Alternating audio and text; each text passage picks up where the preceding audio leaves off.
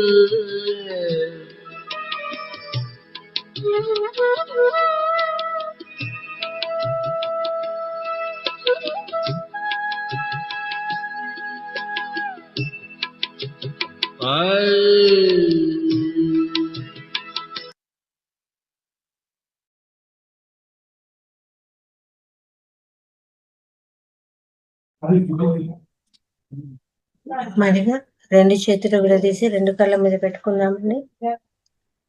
5, 4, 3, 2, 1.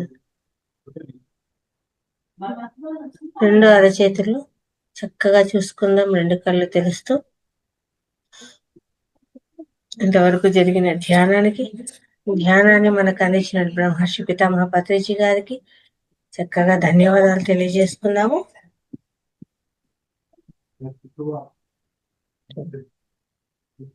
ఇప్పుడు స్వాధ్యాయంలో భాగంగా మిలరేప గారి జీవిత చరిత్రను తెలుసుకుందామండి. బాలాంబిక మేడం గారు, నమస్తే మేడం, క్లాస్ కు స్వాగతం. నమస్తే మేడం. Thank you madam. అందరికీ నమస్కారం అండి. నా పేరు బాలాంబిక. మేము చీరాల్లో ఉంటాము. ముందుగా నాకు జన్మనిచ్చినటువంటి నా తల్లిదండ్రులకి, అలాగే బ్రహ్మర్షి పితామహ పత్రిజీ గారికి, డాక్టర్ జీకే గారికి, ఇక్కడ ఉన్నటువంటి మీ అందరికీ కూడా నేను నా ప్రణామాలు తెలియజేసుకుంటున్నాను. మనం మిలరేప గారి జీవిత చరిత్ర తెలుసుకుంటున్నాం కదా. నిన్నటి రోజున ఎంతవరకు జరిగిందంటే, మిలరేప గారి గురించి వాళ్ళ చెల్లెలకి తన అన్న బతికే ఉన్నాడు అనే విషయం తెలుస్తుంది అనమాట. అంతవరకు నిన్న మనకి చెప్పుకున్నాం కదా. ఇప్పుడు మిగిలింది తెలుసుకుందామండి. ఇప్పుడు అక్కడ ఆ కొండ కింద ఒక రచ్చబండ దగ్గర ఈ మిలరేప గారి దగ్గర పాట విన్న ఒక అతను ఆ పాట పాడుతుంటే, ఆ సమయానికి అక్కడ భిక్షాటన కోసం వచ్చినటువంటి మిలరేప గారి చెల్లెలైనటువంటి పేట ఏంటంటే, ఈ పాటలు ఎవరు పాడారో కానీ ఒక గొప్ప ఆధ్యాత్మికవేత్త అయి ఉంటాడని చెప్పి అంటదంటారు. అతనేమో అవును, అతను మీ అన్నేను, ఎవరో కాదు, కానీ చాలా హీనమైన పరిస్థితుల్లో ఉన్నాడు అని చెప్పి ఎగతాళిగా నవ్వుతాడంట అక్కడ ఉన్న ఒక అతను. ఈమె ఏంటంటే, ఎందుకు, మేము ఇప్పటికే ఎన్నో కష్టాలు పడి ఉన్నాము, మమ్మల్ని చూసి నీకు ఎలా నవ్వుబుద్ధి అవుతుందని బాధపడుతూ ఉంటుందండి. అదే సమయంలో అక్కడికి జేసే అనే అమ్మాయి, మిలరేప గారితో నిశ్చితార్థం జరిగిన అమ్మాయి అన్నమాట. తను వచ్చి బాధపడమాకు, వీళ్ళు ఎగతాళి చేసింది నిన్ను కాదు కదా, ఈ సోదరుణ్ణి తోపగాని చూసి పోతున్నారు అని చెప్పి ఆవిడకి ఒక ఆశయము, సంతోషము అన్ని వస్తాయి. ఏంటి, నిజంగానే మా అన్నయ్య బతికే ఉన్నాడా, నువ్వు చూసావా అనేసి. అవును, కొన్ని నెలల క్రితం నేను ఒక గుహలో చూశాను మీ అన్నయ్యని, మరి ఇప్పుడు అదే గుహలో ఉన్నాడో లేదో నాకైతే తెలియదు. ఇవాళ నువ్వు వెళ్ళి చూసిరా, మీ అన్నయ్య గనక అక్కడ ఉంటే గనక రేపు మరలా మన ఇద్దరం కలిసి వెళ్దాము అని చెప్తుందనమాట చేసే పేటతోటి. సరే, ఇంకా ఆమె సంతోషం పట్టలేక ఏంటంటే, ఒక సంచి నిండుగా ఆ బార్లీ పిండిని, బీరు అన్ని తీసుకొని వాళ్ళ అన్నయ్య దగ్గరికి, ఆ గుహ దగ్గరికి వెళ్తుందన్నమాట. వెళ్ళేసరికి ఏంటంటే, ఇక్కడ మిలరేప గారి మాటల్లోనే మనం విందాము. అయితే నన్ను చూసి ఆమె భయపడిపోయింది. నా శరీరం అంతా అస్థిపంజరమై ఎముకలన్నీ బయటకు వచ్చాయి. కన్నుగుడ్లు లోపలికి పీక్కుపోయాయి. చర్మం అంతా కొంత నీలంగాను కొంత ఆకుపచ్చ రంగుగాను తయారైంది. కండలన్నీ పూర్తిగా కరిగిపోయాయి. నెత్తి మీద వెంట్రుకలన్నీ నిక్కబొడుచుకున్నాయి. నా అవయవాలన్నీ కూడా అగ్గిపుల్లల్లాగా అయిపోయాయి. ఇలా ఉన్న నన్ను చూచి పేట భయపడటం సహజమే. ఆమె మొదట నేను ఒక రకమైన దెయ్యాన్ని అనుకున్నది. తర్వాత ఆమెకి నేను ఆహారం లేక మాడిపోవటం గురించి ఉన్న సంగతిని గుర్తించింది. ధైర్యం చేసి నా దగ్గరకు వచ్చి, "నీవు మనిషివా? దెయ్యానివా?" అని అడిగింది. అప్పుడు అతను, "నేను మీ అన్నయ్యని మిలా తోపగాని" అని చెప్పి చెప్తాడనమాట. ఆమె గొంతు వినిన తర్వాత ఇతను నిజంగానే మా అన్నయ్య అనేసి గుర్తుపట్టేసి పెద్దగా ఏడ్చేసిందంట. "అన్నా, ఏంటి ఇలా అయిపోయావు నువ్వు" అనేసి. ముందల వెంటనే స్పృహ తప్పి పడిపోయిందంట. ఆ తర్వాత స్పృహ వచ్చిన తర్వాత ఏంటంటే ఇతను ఎట్లాగో కష్టపడి ఆమెకి స్పృహ రప్పించాడంట. ఆ తర్వాత ఏంటంటే ఇతని మోకాళ్ళ మీద ఆమె తలపెట్టుకొని చాలా సేపు ఏడుస్తానే ఉన్నదంట. "అన్న, నిన్ను చూడాలని తపిస్తూనే అమ్మ చనిపోయింది. అప్పుడు మనల్ని ఆదరించడానికి ఎవరు దగ్గరికి రాలేదు. అంత పెద్ద ఇంట్లో నేను ఒక్కదాన్నే ఉండలేకపోయాను. తగిన జీవనోపాధి లేక దూర ప్రాంతాలకు వెళ్లి భిక్షాటన చేసుకుంటున్నాను. అసలు నువ్వు ఈ పాటికి చనిపోయే ఉంటావనుకున్నాను. నువ్విప్పుడు జీవించి ఉన్నా కానీ, ఇంత హీనమైన స్థితిలో నిన్ను చూసినందుకు నాకు చాలా బాధగా ఉందని" చెప్పి తను ఏడ్చిందంట. ఇంకా నా దురదృష్టం ఎలా ఉందంటే, నేను ఎక్కడికి పోయినా అది నన్ను వెంటాడుతూనే ఉంటుందని నాకు తెలుసు.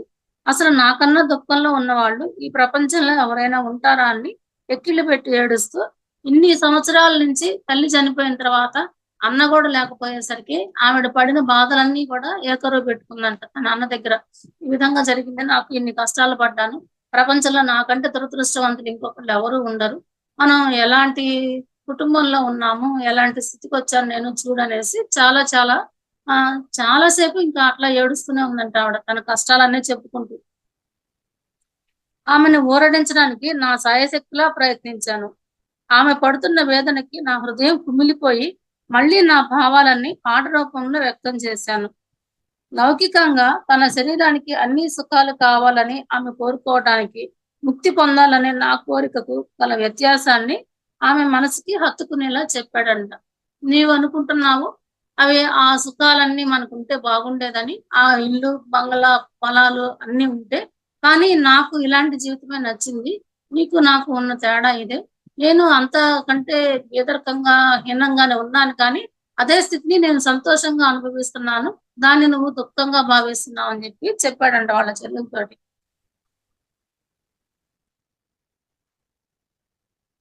అతీతమైన జ్ఞానాన్ని నేను పొందే వరకు నా శరీరం నిలిచి ఉండటానికి సరిపడే ఆహారము నాకు ప్రకృతి ఇస్తూనే ఉన్నది. నాకైతే ఆహారానికేమి కొరత లేదని కూడా చెప్పారంట. అంటే ఇప్పుడు పచ్చి గడ్డి గాని, పూల మొక్కలు గాని అవన్నీ ఉడకబెట్టుకొని తింటున్నారు కదా! నేను జీవించి ఉండడానికి ఎంతైతే నాకు కావాలో అంత ఆహారాన్ని నాకు ప్రకృతి ఇస్తూనే ఉంది. నాకైతే దేనికి కొరత లేదు. నా గురించి నువ్వు బాధపడవద్దని చెప్పాడంట వాళ్ళ చెల్లెలతోటి. ఇంత కష్టపడి నేను జీవించినందుకు ఫలితంగా మరుజన్మలో నేను జన్మించటమే బుద్ధునిగా జన్మిస్తాను అని పాట రూపంలో తెలియజేశారంట తన యొక్క ఆలోచన విధానాన్ని. ఆమె అన్నదంట, "నువ్వు చెప్పిందంతా సత్యమే అయితే నిజంగా ఆనందించాల్సిన విషయమే. కానీ ఈ విషయంలో నాకు కొంచెం కూడా నమ్మకం లేదు. నువ్వు చెప్పింది నిజమే అయితే మరి భక్తులైన వారంతా కూడా ఇంత కష్టపడి సాధన చేయాల్సిందేనా" అని అడిగిందంట. నేను చూచినంతలో చాలా మంది గురువులు ఏ విధంగా ఉన్నారంటే, చాలా దర్జాగా జీవిస్తున్నారు వాళ్ళందరూ అని చెప్పిందంట. "నీ అంత వైరాగ్యంతో బాధలు పడుతూ తపస్సు చేస్తున్న వాళ్ళని నేను ఇంతవరకు ఎవరిని చూడలేదు. నీ మార్గమే సరి అయినదని ఎట్లా గుర్తు? సరి అయినదే అయితే గనక అందరూ దీన్నే అనుసరించాలి కదా! మరి అందరూ ఎందుకు నీలాగా ఉండలేకపోతున్నారు? నువ్వే కరెక్ట్ అయితే మరి నువ్వొక్కడివే ఇదే దారిలో ఎందుకున్నావు? మరి వాళ్ళందరూ తప్పైతే వాళ్ళందరూ అదే దారిలో ఎందుకున్నారు?" అని అడిగిందంట. అని ఆహారాన్ని, పానీయాన్ని ఇచ్చేసి వెళ్ళిపోయిందంట. ఆ ఆహారం తీసుకుంటే ఇతనికి ఎంతో సంతోషమేసింది. ఆనాటి రాత్రి నా శరీరంలోకి కొత్త శక్తి రావటం వలన మామూలు కంటే ఎక్కువ తీవ్రంగా ధ్యానానికి అంకితం కాగలిగాను. కానీ తెల్లవారేసరికి నా మనసు ఆధీనం తప్పింది.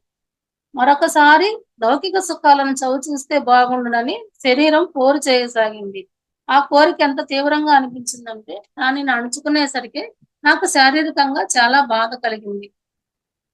అలా మనసు కోరికలపై తప్పిస్తున్నప్పుడు ఎంత ప్రయత్నించినా గాని ధ్యాన సమయంలో మనసు పెట్టడానికి నాకసలు కుదరనే లేదు అని చెప్పారనమాట. కొద్ది రోజుల తర్వాత నాకు నిశ్చితార్థం చేసిన జేసే పేటాను వెంట పెట్టుకొని మళ్ళీ నా దగ్గరకొచ్చింది. ఈసారి వాళ్ళు చక్కగా వండిన మాంసాన్ని, వెన్నను, కొంత బీరును, పిండిని, తినుబండారాలు అంటే మసాలా దట్టించినటువంటి ఆహార పదార్థాలు అన్నీ తీసుకొని వచ్చారంట. అయితే అదే సమయానికేంటంటే ఇతనికి అక్కడ ఒక నీళ్ళ చెరువు ఒకటి కనిపించి దాని చుట్టూ పూల మొక్కలు అవన్నీ ఉన్నాయి గదా! ఆ నీళ్ళ చెరువు దగ్గరికి మంచినీళ్ళ కోసం అని జెప్పి వెళ్తూ ఉన్నారంట. ఆ సమయంలో నేను పూర్తి నగ్నంగా ఉన్నాను. నగ్నంగా ఉన్న నా కంట పడ్డందుకు వాళ్ళెంతో సిగ్గుపడ్డారు. నా దారిద్ర్యాన్ని చూసి వాళ్ళు ఏడ్చారు.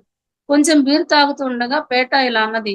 "అన్నా ఎలా చూసినా గాని నువ్వు మానవ మాతృడిలాగా కనిపించట్లేదు. ఏ పని చేయకపోయినా కనీసం భిక్ష అయినా చేసుకోవాల్సింది. అడుక్కోవడానికైనా సరే నీ శరీరాన్ని కప్పుకోవడానికి ఒక గుడ్డ ఏమైనా ఎక్కడైనా అడిగి తెచ్చి పెడతాను. నేనైనా గాని భిక్ష ఎత్తుకోనని" చెప్పి వెళ్ళిపోయిందంట. తర్వాత ఆవిడేంటంటే ఎట్లైనా సరే నువ్వు భిక్ష చేసుకోవాలి అని చెప్పి నేను ఒక గుడ్డ పేలకన్నా తీసుకొస్తాను నీకెక్కడన్నా అని చెప్పి అన్నదంట. అప్పుడు ఇతనేమన్నారంటే, మృత్యువు ఏ క్షణానైనా నన్ను కబళిస్తుందన్న సంగతి మనసుకు బాగా నాటుకుంది. కనుక భిక్షకు వెళ్ళటం వలన ఖర్చయ్యే కాలాన్ని కూడా వృధా చేసుకోవటం అనవసరము.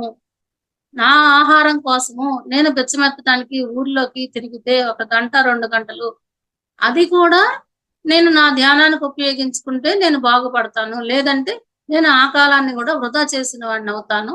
ఎప్పుడైనా మరణం అనేది మనకు తప్పదు గాబట్టి, ఆమ ఇవా ఇవాళ గాకపోతే రేపైనా మరణిస్తాము. దానికోసమని నేను ఆహారం కోసం పాటుపడి భిక్ష ఎత్తుకోవాలని నేను అనుకోవట్లేదు. ఆ సమయాన్ని గూడా నేను ధ్యానానికే కేటాయించుకుంటానని చెప్పారంట. ఒకవేళ నేను చనిపోయినప్పటికీ, నేను సత్యమైన జ్ఞానాన్ని ప్రయత్నిస్తూనే మరణిస్తాను కనుక, నాకదే 10,000. పండుగలు, పబ్బాలు, దీక్షలు పేరిట విలువైన దుస్తులు ధరించి, రకరకాల పిండి వంటలు చేసుకొని తింటూ, మధురమైన పానీయాలు తాగుతూ, అదంతా మతమని, ఆధ్యాత్మికమని వ్యామోహం గల వారందరిని చూచి, అటువంటి జీవితంలో నాకు తృప్తి కలగదనుకున్నాను. వీటన్నిటి కోసము హృదయంలో గల భక్తిని వ్యయపరుచుకోవాల్సి వస్తుంది. కనుక నా దగ్గరకు మీరు రానూ వద్దు, ఆ బట్టలు తేనూ వద్దు. భిక్ష చేసుకోమని మీరిచ్చిన సలహాకు నేను కించిత్తు కూడా పాటించను అని చెప్పారంట. ఇప్పుడు మనమందరం గూడా ఒక్కొక్క పండుగొస్తే ఒక్కొక్క రకమైనటువంటి పిండి వంటలు చేసుకుంటాము. ఒక్కొక్క రకమైన ఆచారాలు పాటిస్తాము.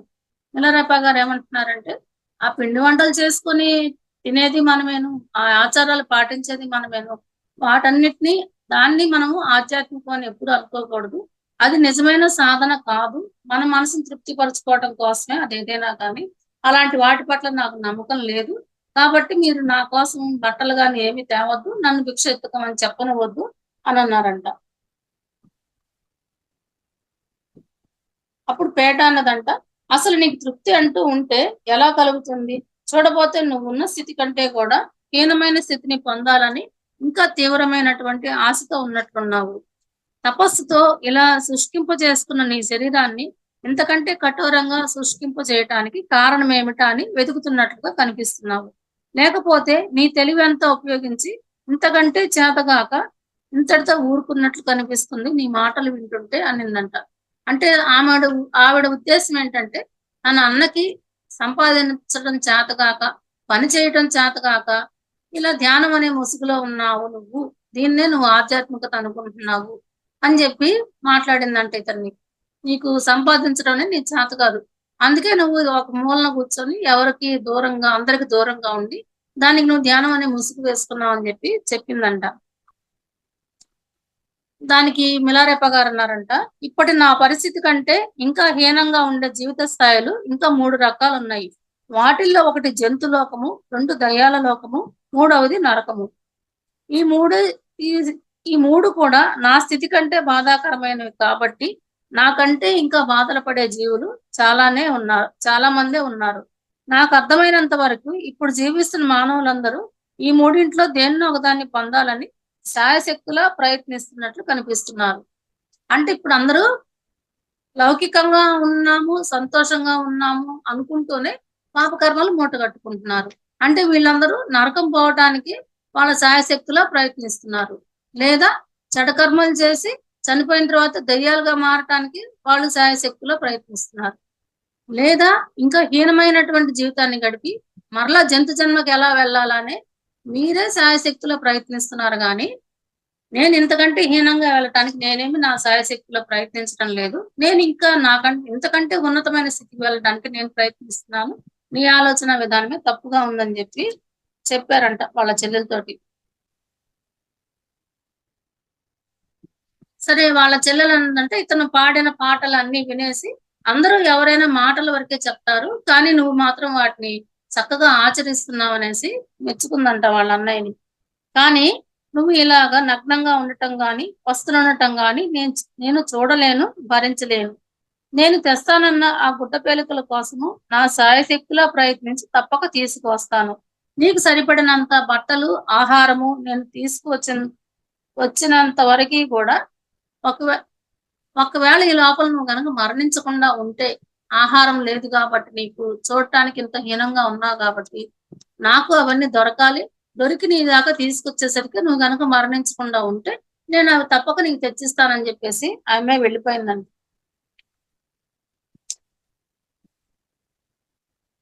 అయితే ఏంటంటే, ఇప్పుడు వాళ్ళిద్దరూ వస్తూ మాంసాహారము, చక్కగా మసాలా వేసినటువంటి ఆహార పదార్థాలు, తినుబండారాలు అవన్నీ తీసుకొచ్చి ఇచ్చారు గదా! వాళ్ళిద్దరూ వెళ్ళిపోయిన తర్వాత ఆ ఆహారాన్ని స్వీకరించారంట. నా దురదృష్టం వలన నాకు వారు తెచ్చిన ఆ పౌష్టికాహారం తినేసరికి నా శరీరంలో బాధలు పెరిగాయి.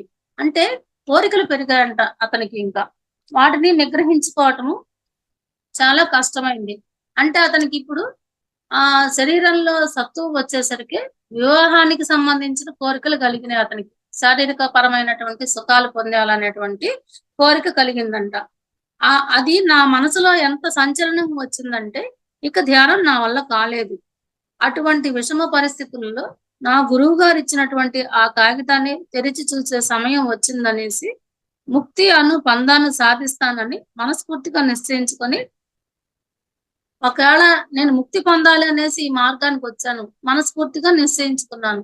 కానీ ఇప్పుడు మధ్యలోకి నాకు మళ్ళా శారీరక సుఖాల కోసం నేను వెనక్కి వెళ్ళానంటే ఎంతో ప్రమాదంలో పడతాను నేను. నా జీవితమంతా ఇంతవరకు నేను చేసిన సాధన మొత్తం వ్యర్థమైపోతుందనేసి అతను చాలా భయపడిపోయాడంట. భయపడిపోయి ఇంకా ఆ పేపరు గురువుగారు ఒక పేపర్ ఇచ్చారు కదా! సీల్ వేసి, అది తెరిచి చూసే సమయం ఆసన్నమైంది నాకిప్పుడు. ఇప్పుడు కనుక నేను ఆ పేపర్ చూడకపోతే ఆ గురువుగారు నా జీవితంలో రాబోయే పెను ప్రమాదం ఇదే అయ్యుంటది అనుకోని ఆ పేపర్ తీసి చూసారంట. తీరా ఆ కాగితాన్ని తెరిచి చూసేసరికి అందులో నాకున్న సమస్యకు పరిష్కారం ఉన్నది. నాకీ ధ్యాన స్థితి కుదరకుండా ఎందుకు పోతున్నదో, దానికి నేను ఏ విధంగా చికిత్స చేసుకోవాలో వివరించి ఉంది. నాకు ప్రమాదంగా ఉన్న ఆ పరిస్థితిని నా ధ్యానానికి సహకారిగా ఎలా మార్చుకోవాలో కూడా అందులో రాసి ఉంది. అంతేకాకుండా ఇటువంటి ఆధ్యాత్మిక స్థితికి వచ్చాక సాదాగా ఉండే పుష్టికరమైన ఆహారాన్ని తీసుకోవాలని, అది తీసుకోకపోవటమే నేనింత బాధలు పడటానికి కారణమని అందులో రాసి ఉంది. అంటే ఆహ్, ఇవి ఉప్పు, కారం, మసాలాలు ఇలాంటి ఆహారం తీసుకోవటం వల్లనే నాకు ఈరోజు ఈ కష్టం వచ్చింది. అలా కాకుండా నేను పుష్టికరమైనటువంటి సాత్విక ఆహారం, శుద్ధ సాత్విక ఆహారం అంటారు కదా!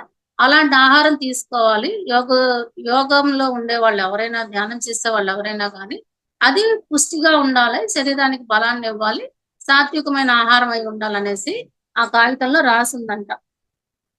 నేను చేసిన తీవ్రమైనటువంటి నిష్ఠలతో కూడిన ధ్యానమంతా నా శరీర తత్వాన్ని పూర్తిగా మార్చివేసిందని, ఆ వచ్చిన మార్పు సక్రమంగా రీతిలో పూర్తిగా రాకుండా ఉండటానికి కారణం సరైన ఆహారం లేకపోవటమని కూడా అందులో రాసి ఉంది. ఇతనైతే చాలా తీవ్రంగా సాధన చేశారు కదా! కానీ ఏం జరిగిందంటే హ్మ్. సరైన ఆహారం తీసుకోలేదు. పౌష్టికాహారం కూడా తీసుకోలేదు అతను.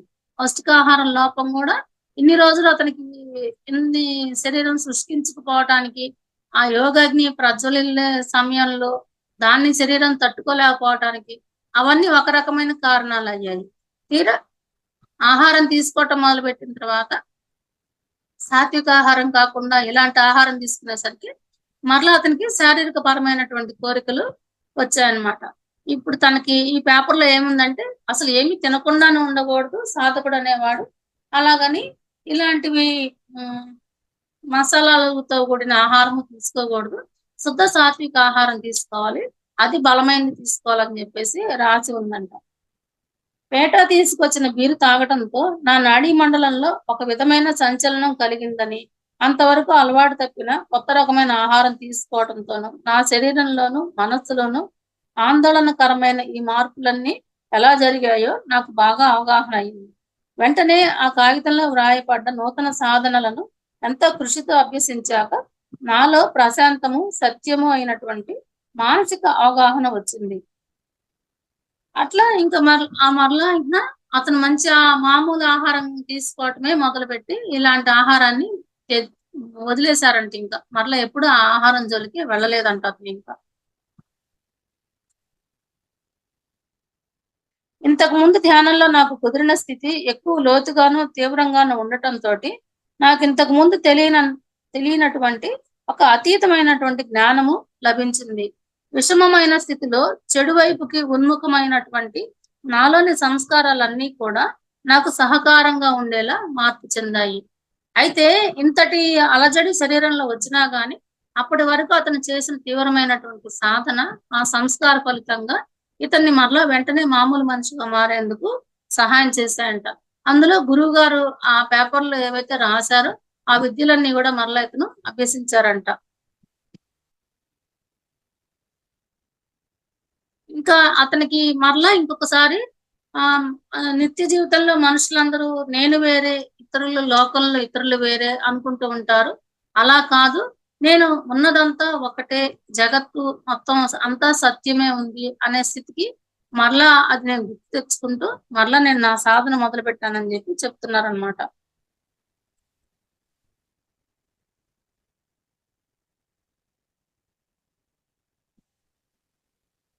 నేను చిక్కుకున్న విషమమైన స్థితిలో నాకు అవసరమైనప్పుడల్లా చక్కటి పుష్టినిచ్చే ఆహారము, తర్వాత సాధన ఎలా కొనసాగించుకోవాలనే సూచన ఈ 2 నాకప్పుడే లభించాయి. దీనికి నిమిత్త మాత్రంగా పేట, జెసేలు నాకు సరైన వస్తువులని సేకరించి ఇవ్వటం వలన అది సాధ్యపరిచారు. అయితే ఏంటంటే ఇంకా అప్పటినుంచి గూడా వాళ్ళు ఇతనికి సరైనటువంటి ఆహారం తెచ్చిస్తూనే ఉన్నారంట. సాత్వికమైనటువంటి ఆహారం. అది తీసుకుంటూ ఇతను సాధనలోకి బాగా ముందుకు వెళ్లారంట. నేను వాళ్ళకెంతో రుణపడి ఉన్నాను. వారు చేసిన ఈ పవిత్ర కార్యాన్ని కీర్తిస్తూ ఒక పాట కూడా పాడాను. సర్వజీవులని ఉద్ధరించటమనే నా దృఢమైన సంకల్పానికి దోహదం చేసినట్లుగా వారిద్దరిని నేను కీర్తించాను. అంటే ఇప్పుడు ఆ సమయానికి వాళ్ళు తారసపడకపోయినా, ఇతనికి కావాల్సిన ఆహారం వాళ్ళు తెచ్చివ్వకపోయినా, ఇతను యోగ సాధనలోకి ముందుకు వెళ్ళగలిగేవారు కాదనమాట.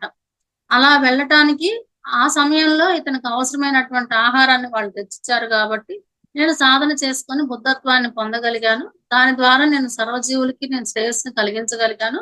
దీనికి పేటాను జెస్సీ పరోక్షంగా కారణమయ్యారని జెప్పేసి వాళ్ళకి కృతజ్ఞతలు తెలియజేస్తున్నారంట.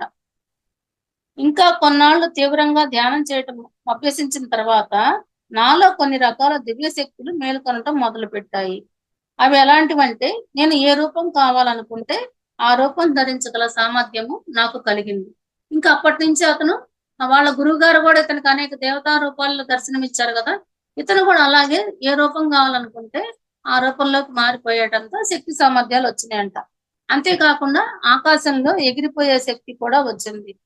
పగలు అందరూ మేల్కొని ఉండే సమయంలో నేను అనేక అద్భుత లీలలు ప్రదర్శించగలిగాను. రాత్రి అయ్యేసరికి ఈ జగత్తులో వివిధ స్థాయిల్లో గల వివిధ లోకాల్లో యథేచ్ఛగా సంచరిస్తూ ఉండేవాడిని. పగలపూటేమో ఈ భూమి మీద ఉన్నటువంటి మానవులకి బోధలు చేస్తూ, వాళ్ళకి సహాయం చేస్తూ ఉండేవాళ్ళంట. రాత్రిపూట అయ్యేసరికి భూమి మీద కాకుండా ఇతర ఉన్నత లోకాల్లో సంచరించడం మొదలుపెట్టారంట ఇతను ఆకాశయానం చేస్తూ. మొదట్లో నా శక్తులన్నీ గూడా స్వప్నాల రూపంలో ప్రకటితమయ్యాయి.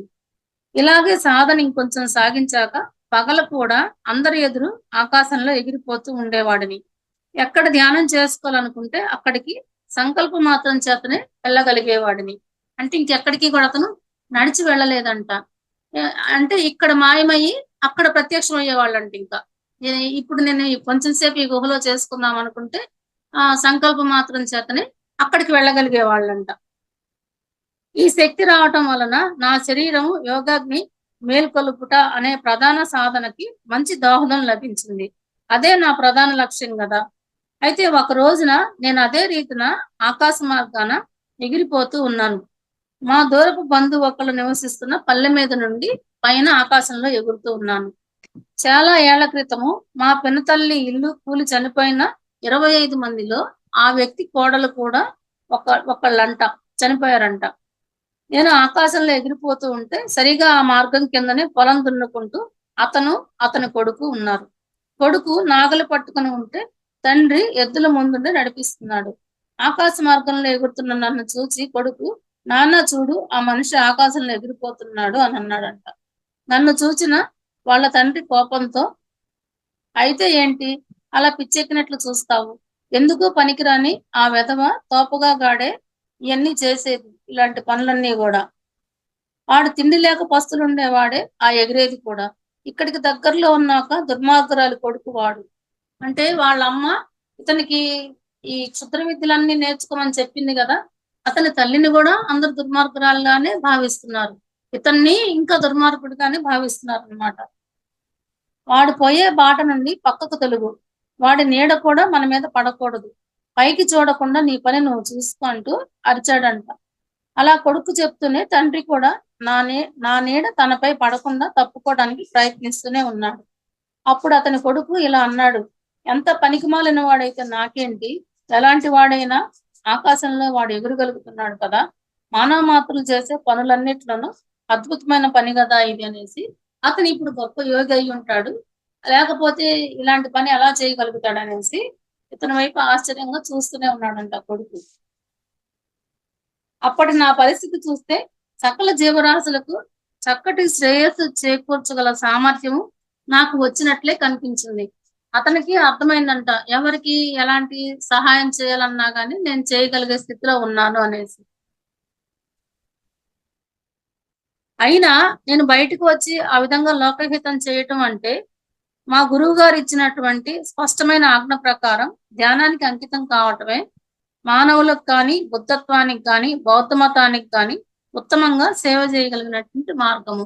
నాకు ఇన్ని శక్తులున్నా గానీ మా గురువు గారు ఆజ్ఞ లేదు కాబట్టి నేను వీటిని ప్రదర్శించటం లేదు. నా గురువు గారు నన్ను నిర్మానుష్యంగా ఉన్న చోటే ఉండి ధ్యానం చేయమని చెప్పారు కాబట్టి అదే చేస్తున్నాను అన్నారు.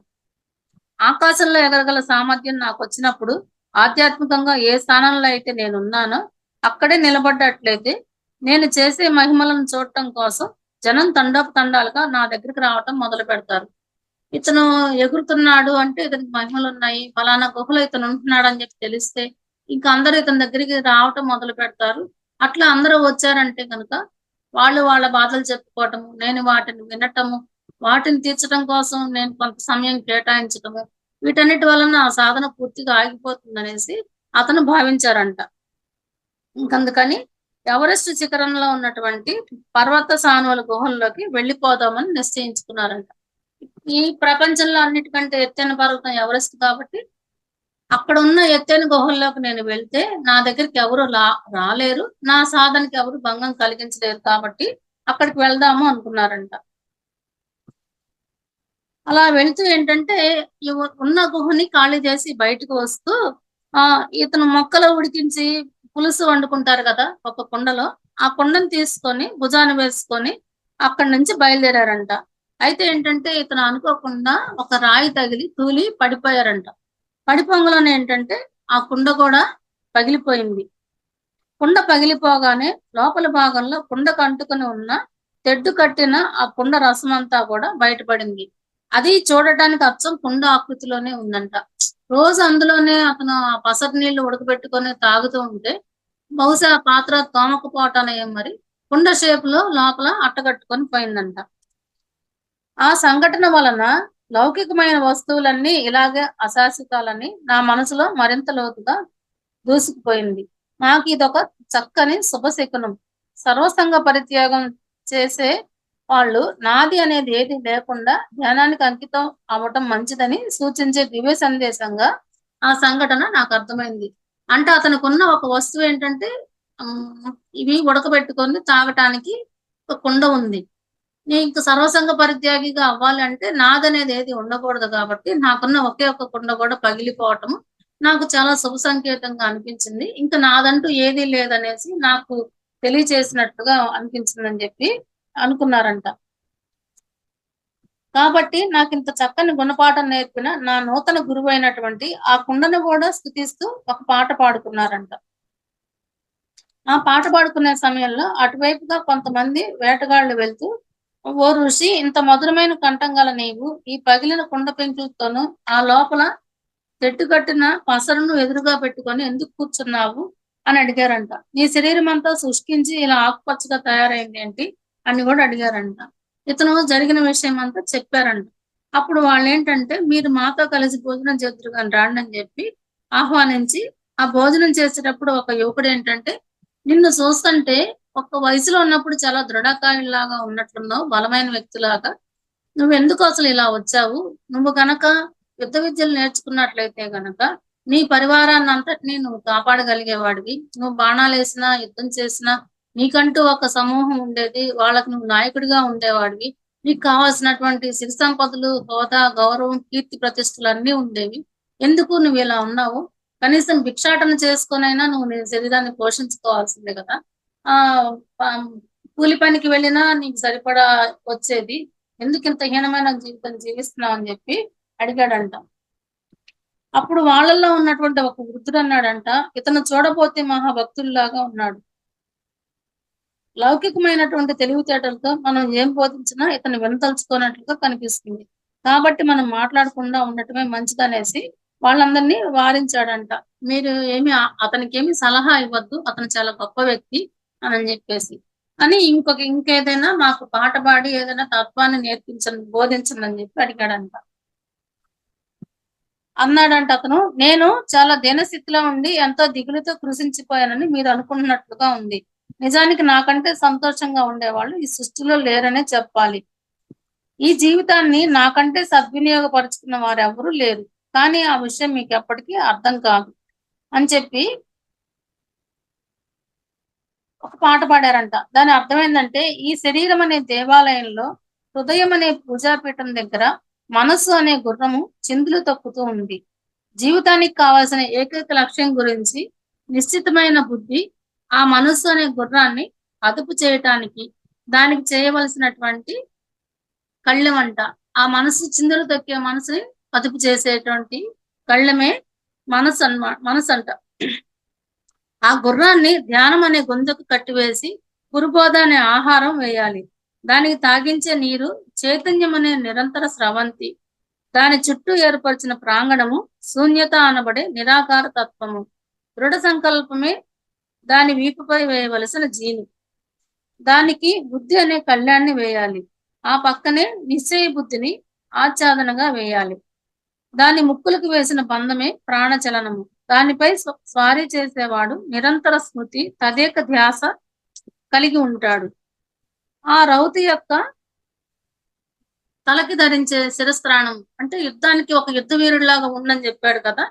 అదేంటంటే సర్వజీవులపై గల ప్రేమ, ఆహ్, సర్వజీవులపై కలిగినటువంటి ప్రేమ అని చెప్పారంట. అతను ఒంటికి ధరించినటువంటి కవచము శాస్త్ర పాండిత్యము. కాబట్టి ఇవన్నీ ఈ లక్షణాలన్నీ కలిగి ఉండాలి అందరూ అని చెప్పాడన్నమాట. అతని దగ్గర ఉండే విశ్వ చైతన్యం అనేటువంటి బాణాలు ఉంటాయి. అవి ద్వేషము, కోపం అనే వంకలు. వాటిని తిన్నగా సాపి చేయబడి ఉన్నాయి. వాటికి పవిత్ర లక్షణాలనే 4 ఈకలు కట్టి ఉన్నాయి. వాటి చివర నిశితమైన అవగాహన అనేటువంటి సూది వంటి మొనలున్నాయి. ఇట్లాగా ప్రతిదీ వాళ్ళకి ఒక పాట రూపంలో వివరించారంట.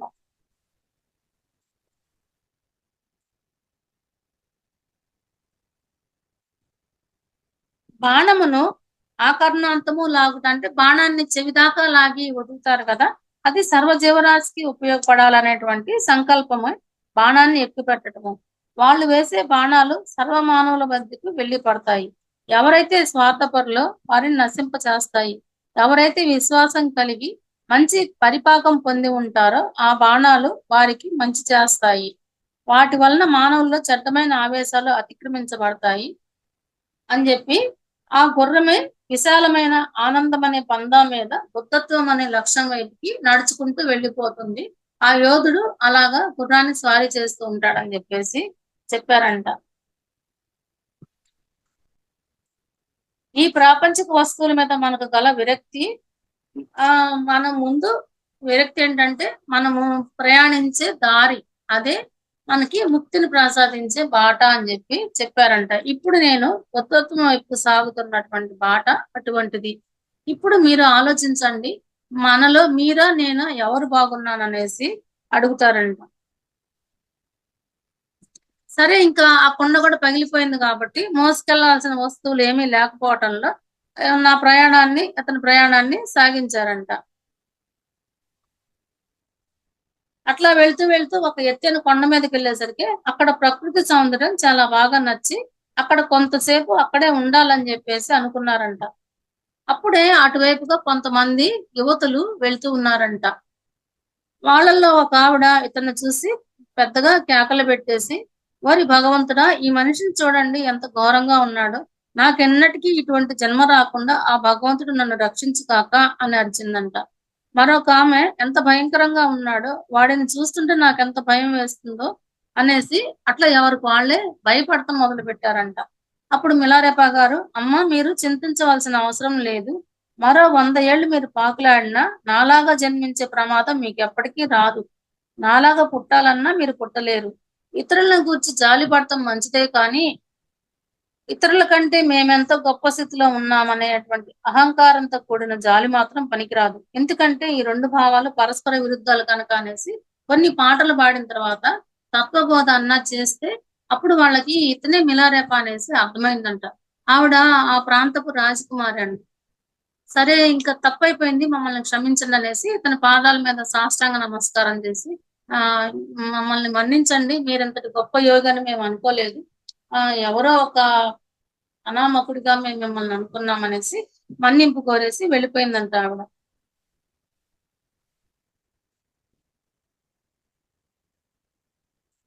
ఆ తర్వాతేంటంటే కొంత దక్షిణ గూడా ఇచ్చారంట ఆవిడ. మేము చేసిన తప్పుకి ప్రాయశ్చిత్తంగా మేము మీకు కొంత ధనాన్నిస్తున్నాము, తీసుకోండి అనేసి. ఈ ధనం తీసుకొని మాకు ఇలాగే మళ్ళా ఇంకా కొంత తత్వజ్ఞానాన్ని బోధించండి అంటే, ఆ దక్షిణ స్వీకరించి వాళ్ళకి ఇంకా కొంత జ్ఞానాన్ని బోధించి, వాళ్ళని నేను మిమ్మల్ని మన్నిస్తున్నాను, ఈ మాటలు నేను మనసులో తీసుకోవట్లేదనేసి చెప్పి వాళ్ళని పంపించేశారంట. అట్లాగే మంచి వెలుగు గల కోట అనేటువంటి పేరు తెలుగులో ఉంటది. టిబెట్‌లో మరి దాని పేరేంటో తెలీదు. అలాంటి గుహను చేరుకొని అక్కడ కొన్ని నెలలు తీవ్రమైన ధ్యానాన్ని కొనసాగిస్తూ ఆధ్యాత్మికంగా ఎంతో పురోగమించాను.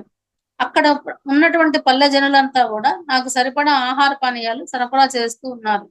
తాత్కాలికంగా నాకు ఆ పరిస్థితి తృప్తిగా ఉంటే ఉండవచ్చునేమో గానీ, క్రమంగా నా ఖ్యాతి పెరిగిపోయి అందరూ జనమంతా వస్తూ తాకిడి ఎక్కువవటాన నేనింకా ఆ గుహని అవన్నీ విడిచి వెళ్ళిపోదామనేసి వాళ్ళ గురువుగారు వచ్చేటప్పుడు ఒక 20 గుహల పేర్లు చెప్తారంట. వాటన్నిటిని వరుసగా గుర్తుకు తెచ్చుకొని ఇక్కడికి దగ్గరలో ఏదుంది, ఇప్పుడు నేనున్న పరిస్థితికి ఏ గుహ అయితే నాకు అనుకూలంగా ఉంటుంది, అవన్నీ గూడా ఆలోచించుకొని ఒక గుహ దగ్గరికి వెళ్దామని జెప్పి నిశ్చయించుకున్నారంట. ఎవరెస్ట్ శిఖరంలో ఉన్నటువంటి ఒక గుహకి వెళ్దామనేసి. సరిగ్గా బయలుదేరబోయే సమయానికి పేట వచ్చిందంట. ఆవిడ ఒక దుప్పటి తీసుకొని వచ్చి, నేను నువ్వు ఇంతకు ముందు ఉన్న గుహకి నేను వెళ్ళాను. వెంటనే నిన్ను కలిసిన వెంటనే నేను ఒక దుప్పటి ముక్క తీసుకొని నీ దగ్గరికి వచ్చాను. నువ్వు అక్కడ లేవు. మరలా అక్కడ కనిపించిన ప్రతి గుహ దగ్గరికి వెళ్లి నేను అడుగుతూనే ఉన్నాను. తోపగాని చూసారా అనేసి ఎవరు సరిగ్గా చెప్పలేదు. ఒక చోట అడిగితే చూడటానికి దొంగల పురుగులాగా చాలా అసహ్యంగా ఉన్న ఒక సాధువు ఇలా వచ్చాడని వాళ్ళు గుర్తులు చెప్పారు. వాళ్ళు చెప్పిన గుర్తులు బట్టి అది నీవేనని తెలుసుకొని నేను నీ దగ్గరికి వచ్చాను అని చెప్పి చెప్పిందంట. అంటే అతని శరీరం పట్ల గాని, ఆహారం పట్ల గాని, దుస్తుల పట్ల గాని ఎలాంటి వ్యామోహము లేకుండా అంతటి తీవ్రమైన సాధన చేశారనమాట. ఈ విషయాన్ని మనకి పదే పదే తెలియజేస్తున్నారు.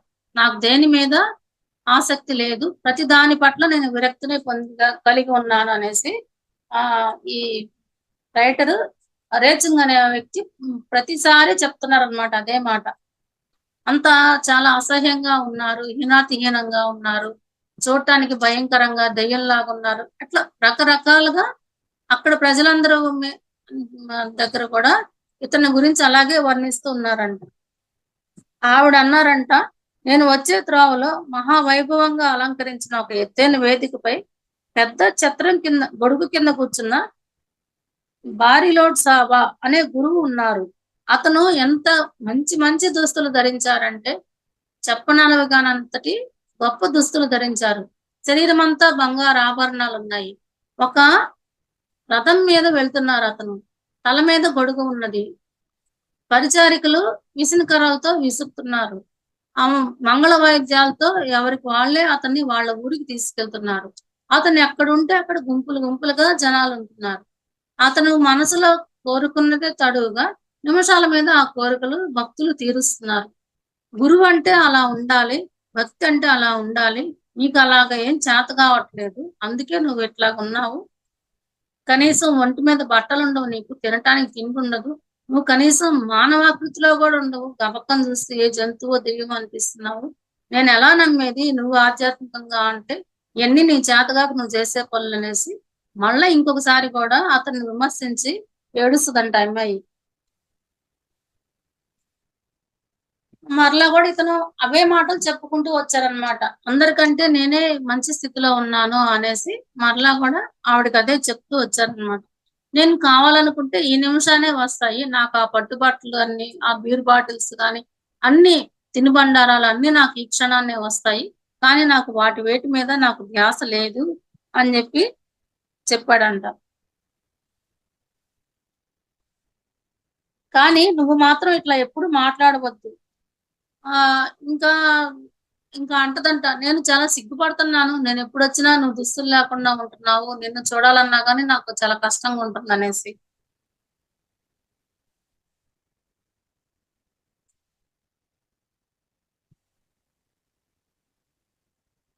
ఇంకా అతను ఏమంటారంటే, నేను నగ్నంగా ఉన్నందుకు నువ్వు ఎప్పుడు సిగ్గుపడమాక. ఈ లోకంలో ఉన్నటువంటి ప్రజలు వాళ్ళు ఎంతటి నీచ కార్యాలు చేస్తున్నారు, ఎలాంటి చెడ్డ పనులు చేసే వాళ్ళని చూసి సిగ్గుపడు. అటువంటి నీచులను చూస్తూ సిగ్గుపడనంతగా నువ్వు నన్ను చూసి ఎందుకు సిగ్గుపడుతున్నావు అని అడుగుతాడంట. పవిత్ర భావంతో దేవాలయాల్లో సమర్పించిన కానుకలను చూసి ఆశపడే దుర్మార్గులను గురించి, వారిలోని దౌర్జన్యాన్ని గురించి సిగ్గుపడు. స్వార్థమైన లక్ష్యాలను సాధించుకోవడంలో నీతి నిజాయితీ పాటించని మానవ జాతి గురించి, వారిలో నీతి లోపించడాన్ని గురించి సిగ్గుపడు. మనుషుల్లో ఉన్నటువంటి స్వార్థాన్ని చూసి సిగ్గుపడు. తమ చర్యలు ఇతరులకు బాధ కలిగిస్తాయేమో అనే ఆలోచన కూడా లేకుండా ఇతరులపై ఇట్లా ఆ దురుసుగా ప్రవర్తించే మానవ జాతిని గురించి సిగ్గుపడు. వారిలో గల నీచ లక్షణం గురించి సిగ్గుపడు. అంతేకాని ఇవన్నీ నన్ను చూసి కాదు నువ్వు సిగ్గుపడాల్సింది. నేను ప్రకృతి సహజంగానే ఉన్నాను. నా శరీరంలో ఉన్నటువంటి అన్ని అవయవాలు ఏ విధంగా అయితే ఆచ్ఛాదన లేకుండా ఉన్నాయో అలాగే నేను నా మార్మేంద్రియం కూడా నేను ఆచ్ఛాదన లేకుండానే ఉంచుకున్నాను. అంతేగాని నేనేమి తప్పు చేయలేదు. నేను పుట్టడం ఇలానే పుట్టాను, పోవటము ఇలానే పోతాను. నేను ఒక సర్వసంగ పరిత్యాగిని.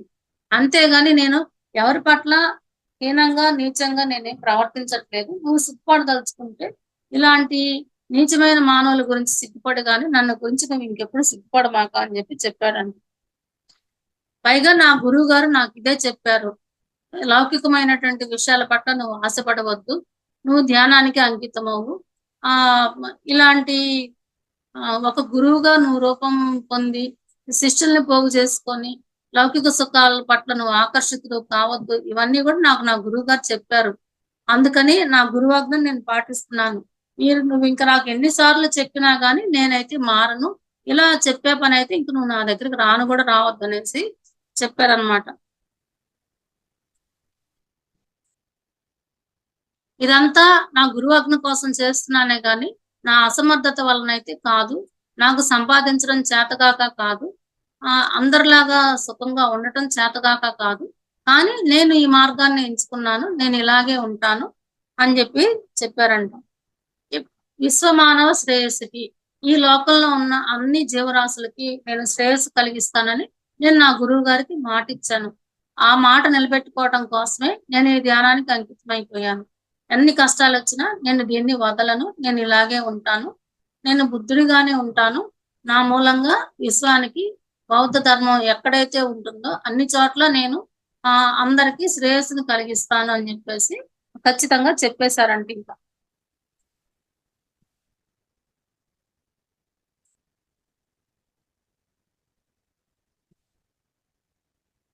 ఇంకా ఏంటంటే నేను నీతోటి ఇంకా ఇలాంటి విషయాల పట్ల వాగ్వాదానికి దిగి నా సమయాన్ని గూడా నేను వృధా చేసుకోవాలనుకోవటం లేదు. నేను తలుచుకుంటే ప్రతిదీ అంటే ఇతనికి అప్పటికే చాలా శక్తులొచ్చినాయి. అతను ఏది కావాలనుకుంటే అది అతని ముందుకు ప్రత్యక్షమయ్యేటంత శక్తులొచ్చాయన్నమాట. తినుబండారాలైనా గాని, విలాసాలే గాని ఏదనుకుంటే అది వచ్చేడు. అతను మనసులో కోరుకుంటే అతని ఎదురుగా ప్రత్యక్షమయ్యేంత శక్తులు తనకున్నాయన్నమాట. కానీ నేను నా శక్తుల్ని వాటి కోసం నేను వృధా చేసుకోదలుచుకోలేదు. లేదు అవన్నీ నాకున్నాయని నీకు ప్రూవ్ చేసుకోవాలని గూడా నేను అనుకోవట్లేదు. ఇలాంటి వాటి కోసం నేను నా సమయాన్ని వృధా చేసుకోవాలనుకోవటం లేదు. నేను నా సమయాన్ని ధ్యానానికి అంకితం చేసుకుంటాననేసి గట్టిగా చెప్పేసాడంట. సరే ఇంకా ఆవిడ అన్నదంట, "ఎంత చెప్పినా నువ్వు వినవులే. అందరి గురువుల్లాగా సిరి సంపదలతోటి, భోగభాగ్యాలతోటి తొలతూగటం నీ చేతకాని పని. నీ చేతకానితనానికి, నీ అసమర్థతకి నువ్వు ఆధ్యాత్మికం అనే పేరు పెట్టుకున్నావని" ఆవిడ తన మాటను వదిలిపెట్టట్లేదు. ఇంకా అదే బాటలోనే ఉన్నది ఆవిడ కూడా. తను అన్నదే తప్పన్నట్లుగా. అతనన్నాడంట, "కొన్ని రోజుల పాటు నువ్వు నాతోటి పాటు ఉండు" అని జెప్పంటే, "నీతో ఉంటే నాకు కూడా తినటానికి తిండి, కట్టుకోవడానికి బట్టలు ఏమీ లేక చాలా బాధపడాల్సొస్తది. నువ్వు చెప్పే ఎవరెస్ట్ శిఖరం ఎక్కడుందో కూడా నాకు తెలీదు. కానీ నేను నీతోటైతే రాను. ఇలా తిండి లేకుండా, బట్టలు లేకుండా నేనైతే ఉండలేననేసి" చెప్పిందంట. "ఇంకా నువ్వు ఒక గుహలోకి వెళ్ళమాక, అడవిలో తిరిగే మృగరాజులాగానో, లేతే గొర్రెల మందలు ఒక కొండ మీదకి, ఒక కొండ మీదకెళ్ళినట్లుగానో నేను పొద్దస్తమానం నిన్ను వెతుక్కొని రాలేను. నేను నీకు భోజన సౌకర్యాలు కల్పించలేను. నా కోసమైనా గాని నువ్వు కుదురుగా ఒకే చోట ఉండు" అని చెప్పిందంట. సరే తాను కోసమని ఇంకా కొన్ని రోజులు అక్కడే ఉండాలనుకోని, ఆవిడ తెచ్చినటువంటి ఆ దుప్పటి కప్పుకొని ఆహ్, ఆ విధంగా తనకి చెల్లెకి ఆహ్, ఉ ఉంటానని జెప్పి తీసుకున్నాడంట. తీసుకున్న తర్వాత మళ్ళా 2 రోజులకి ఆవిడొచ్చేసరికి, ఆ దుప్పటి మొత్తం చిన్న చిన్న ముక్కలుగా కట్ చేసి, అన్ని చేతి వేళ్ళకి 10 వేళ్ళకి 10 తొడుగులు, కాలి వేళ్ళకి తొడుగులు, పాదాలకి తొడుగులు అట్లాగా సరే దాంతోటి అతను అతని మొలనైతే గనక కప్పుకోలేదంట. అలాగే తన మర్మావయానికి కూడా ఒక తొడుగులాగా చేసుకున్నాడంట. చిన్న సంచిలాగా. ఇంకా వచ్చి ఆమె ఇంకా విపరీతంగా అరిచేసిందంట అతన్ని. "ఎందుకు నువ్వెప్పుడు చూసినా పిచ్చి చేష్టలు చేస్తా ఉంటావు? నేను నీకేం చెప్పెళ్ళాను? నువ్వేం చేస్తున్నావు? నేనేదన్నా మాట్లాడమంటే సమయం వృధా నీతో మాట్లాడితే ఈ లోపల నేను ధ్యానం చేసుకోవచ్చనంటావు. మరి ఒక దుప్పటి ముక్కని కప్పుకునే దానికి ఇన్ని చేసుకొని దీనికోసం గంటలు గంటలు సమయం వృధా చేసుకున్నావు.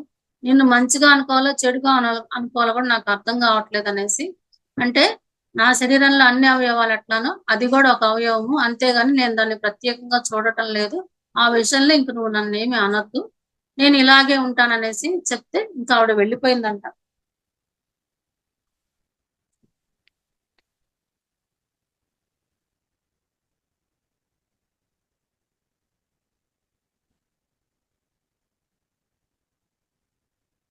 తర్వాత మళ్ళా నెక్స్ట్ టైము ఆవిడకి ప్రాణం ఒప్పట్లేదు. అన్నని అలా చూస్తా ఉండటానికి.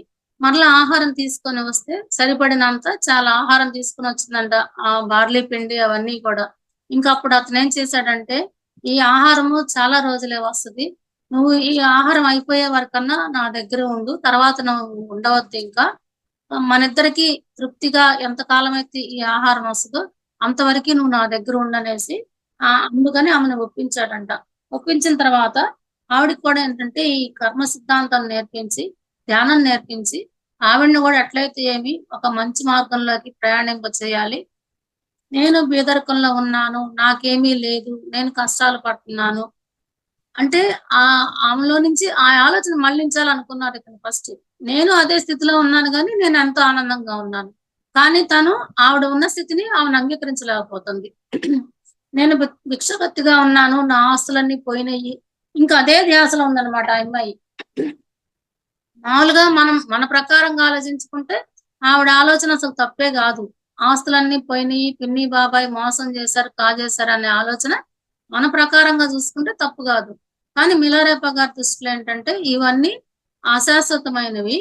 వీటి కోసం వద్దనేసి ఆవిడని తన దగ్గరే ఉంచుకొని కొన్ని రోజుల పాటు ఈ జ్ఞానాన్ని నేర్పించి, కర్మ సిద్ధాంతాన్ని చెప్పి, ఆవిడని కూడా ఎట్లయితే ఆధ్యాత్మికం వైపుకి మరల్చారంట. ఆవిడ ఇంకేంటంటే ఆధ్యాత్మికం మీద శ్రద్ధ చూపించడం మొదలుపెట్టింది.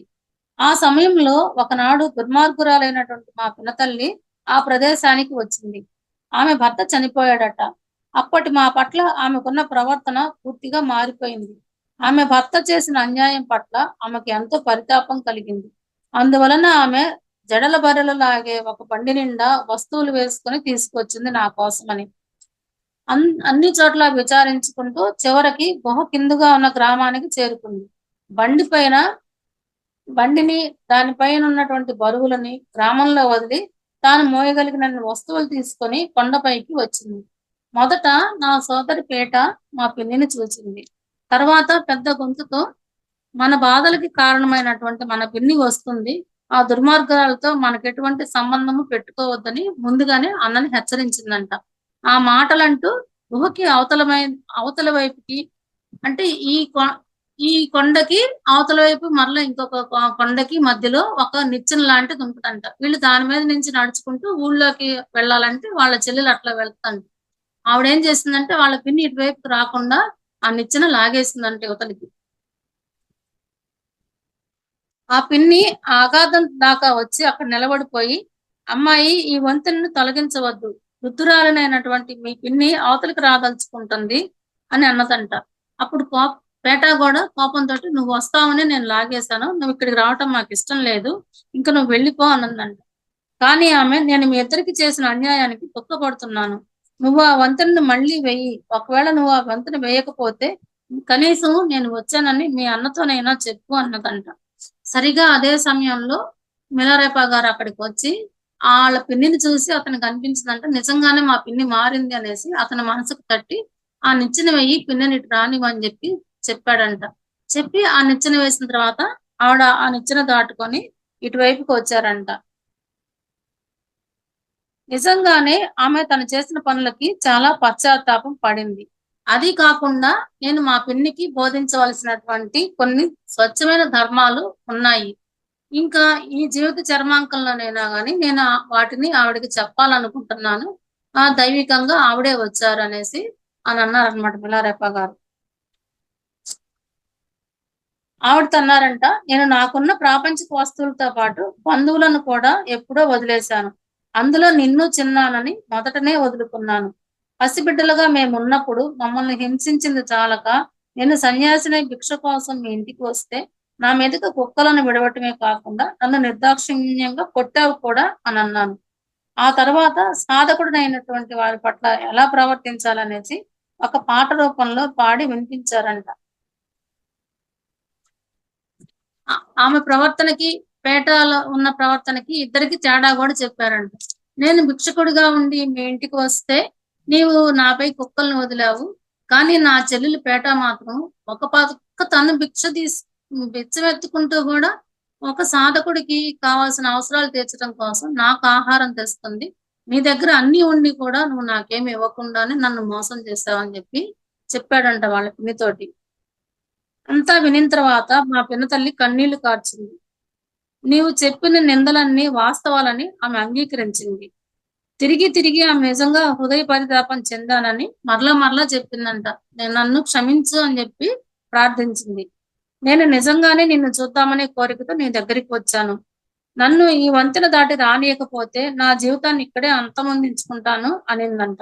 అందుకని ఇంక చివరికి ఎలాగో ఆమె హృదయపూర్వకంగా మాట్లాడుతున్నదని గ్రహించి అటువంటి పరిస్థితిలో క్షమాపణ కోరిన వారందరినీ క్షమించటము నా ధర్మం అని గుర్తించాను. అందువలన మా ఇద్దరి మధ్య గల అగాధంపై వంతెనను యథాస్థానంలో ఉంచాను. అయితే పేట మాత్రం నాతో గుసగుస చెప్తూనే ఉంది, ఇంత దుర్మార్గురాలను నమ్మటానికి వీలు లేదు అని. అయితే ఈసారి ఆమెకున్న అనుమానాలన్నీ నిరాధారమే అయినాయి. మా పిన్ని నిజంగా హృదయ పరివర్తన చెందింది. తన కానుకలు తీసుకొని నా దగ్గరకు వచ్చింది. తర్వాత నా దగ్గరగా కూర్చొని కర్మ సిద్ధాంతం గురించి వివరించి చెప్తూ ఉంటే అన్నీ విన్నది. ఆమె ఎంత బాగా మనసుకు పట్టించుకుంది అంటే ఆమె హృదయం పూర్తిగా మారిపోయింది. ఆ తర్వాతి కాలంలో ఆవిడ ఆవిడ కూడా ఆధ్యాత్మిక మార్గంలో ఎంతో పరిణితి పొందారంట. అంటే చివరి రోజుల్లో ఆవిడ కూడా పశ్చాత్తాపం చెందారు. పశ్చాత్తాపం చెంది ఆవిడ కూడా ఆధ్యాత్మిక మార్గానికొచ్చి ఆ సాధనలో చాలా పరిణితి సాధించారంట.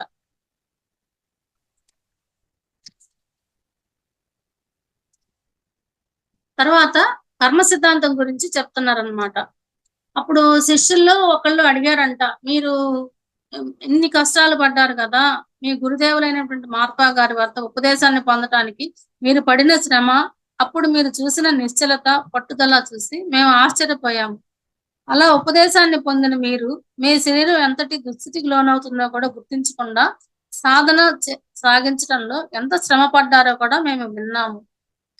ఇన్ని సంవత్సరాల నుంచి కూడా మేము పేరుకే సాధన చేస్తున్నాము. మా భక్తి విశ్వాసాలు ఎలాంటివంటే మీతో పోల్చుకుంటే మావి ఒక చిన్నపిల్లల ఆట లాంటివేను. మాకు ఎప్పుడు బుద్ధి పుడితే ఏమన్నా ధ్యానంలో కూర్చోవాలనిపిస్తే ఒక 10 నిమిషాలు కూర్చుంటాము.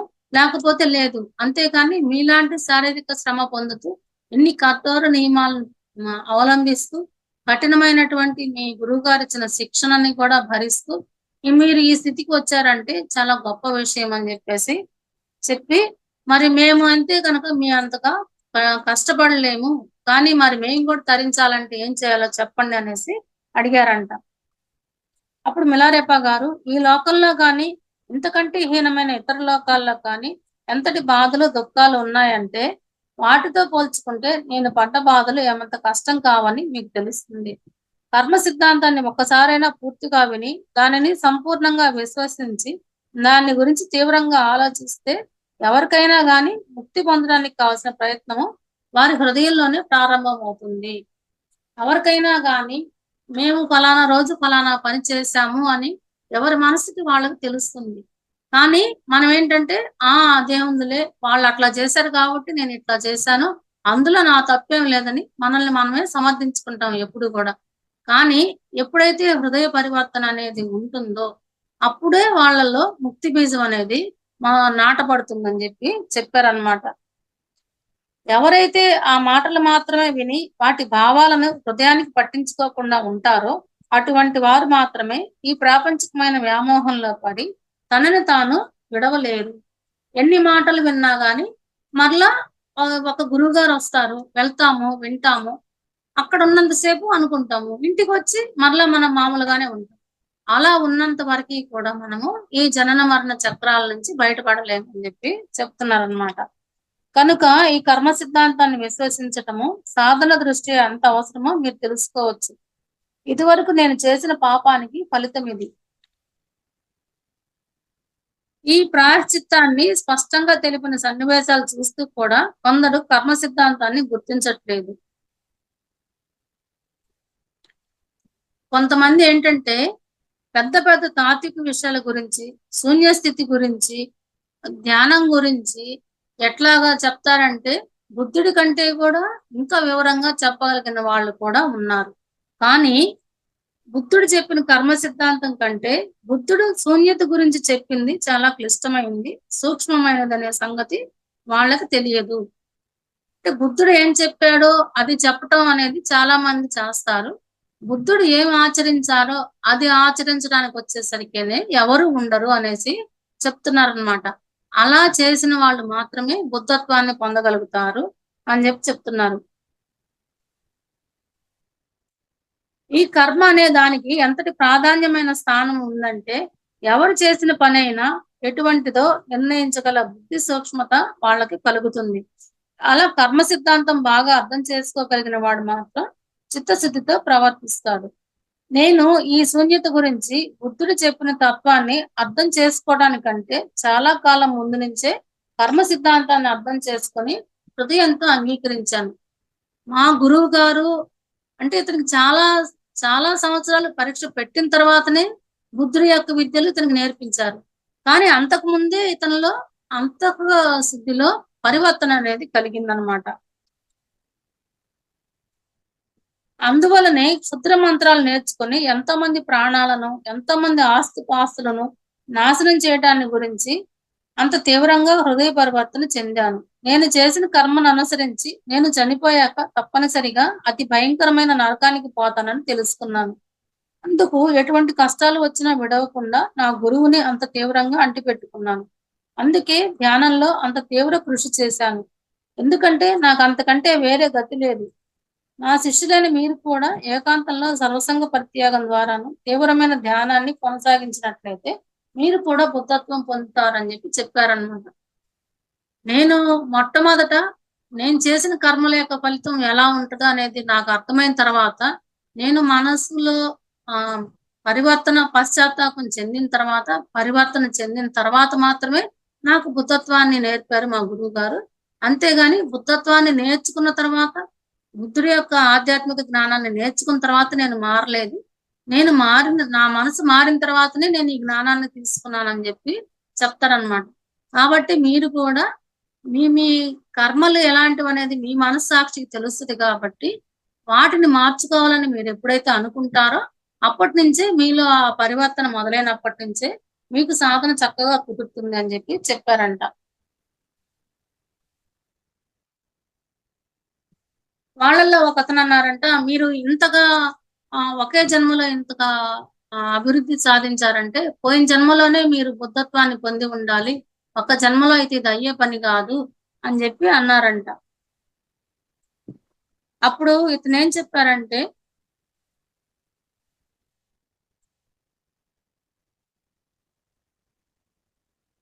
"మీరు ఇవన్నీ అంటున్నారు, నాదిది పూర్వజన్మ పుణ్యం అనేసి. అది కానే కాదు. నాకు దొరికినటువంటి గురువు ఎంత గొప్పవాళ్ళంటే, అతను నాకు బోధించిన జ్ఞానాన్ని, దాన్ని నేను ఖచ్చితంగా ఆచరించిన విధానము, నేను పడినటువంటి కష్టాలు, దానికోసం నేను పడిన శ్రమ గాని, నేను నా ఆహారాన్ని త్యజించటం గాని, నా శరీరాన్ని, దుస్తుల్ని అన్నిటిని త్యజించి, శరీరాన్ని పట్టించుకోకుండా నేనింత సాధన చేశాను.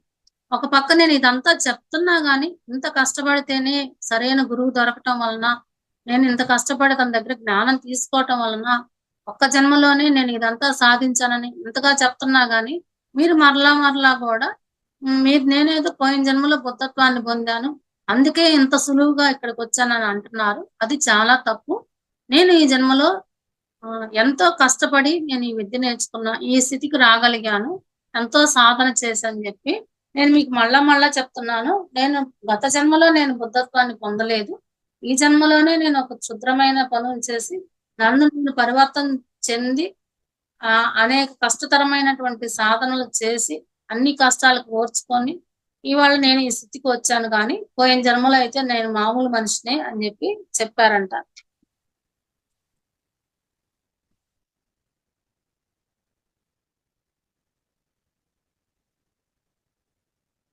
కనుక ఏంటంటే, ఈ కర్మ సిద్ధాంతం ఎలా ఉంటదంటే, ఎవరు చేసిన కర్మలు వారిని కట్టి కుదుపుతాయని నేను దృఢంగా నమ్మాను. అంటే మనం చేసిన కర్మ ఎప్పటికైనా గాని మనల్ని వదిలిపెట్టదు అనేసి నేను దృఢంగా నమ్మాను. కనుకనే సత్యమైన జ్ఞానాన్ని అంత తీవ్రంగా అనుష్ఠించగలిగాను. ఎట్టి పరిస్థితుల్లోనూ వెనుకాడలేదు. దానిని ఆచరించడానికై ఈ లోకంలో ఉన్న సుఖాలన్నిటిని కూడా పరిత్యజించాను. నిజం చెప్పాలంటే నాకెటువంటి ఉపదేశం అవసరమో, అటువంటి ఉపదేశాన్ని ఇవ్వగలిగిన గురువుని పొందటంలోనే నా అదృష్టమంతా ఉన్నది. సరైన గురువు దొరకటం వల్లనే నేను ఈ స్థితికి వచ్చాను. ఆ గురువుగారు ఏమైతే నాకు చెప్పారో, నేను దాన్ని తూచా తప్పకుండా పాటించాను. అందువల్లనే నేను ఈ స్థితికొచ్చాను. కాబట్టి కర్మ అనేది ప్రతి ఒక్కళ్ళని తప్పనిసరిగా అనుభవించేలా చేస్తుంది.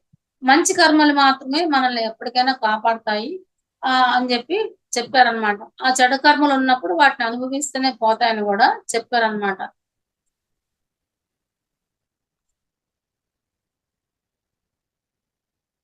నా గురువుగారు అతి నిగూఢమైనటువంటి సాంప్రదాయాల్లో అతి త్వరితంగా మోక్షాన్ని ప్రసాదించగల ఈ మార్గాన్ని అనుసరించడానికి నాకు బోధన చేశారు. అనవసరమైనటువంటి ఎటువంటి ఆడంబరాలను, ఆచారాలను నా మీద విధించకుండా అతను నాకు ఆ ఉపదేశాన్ని ఇచ్చారు.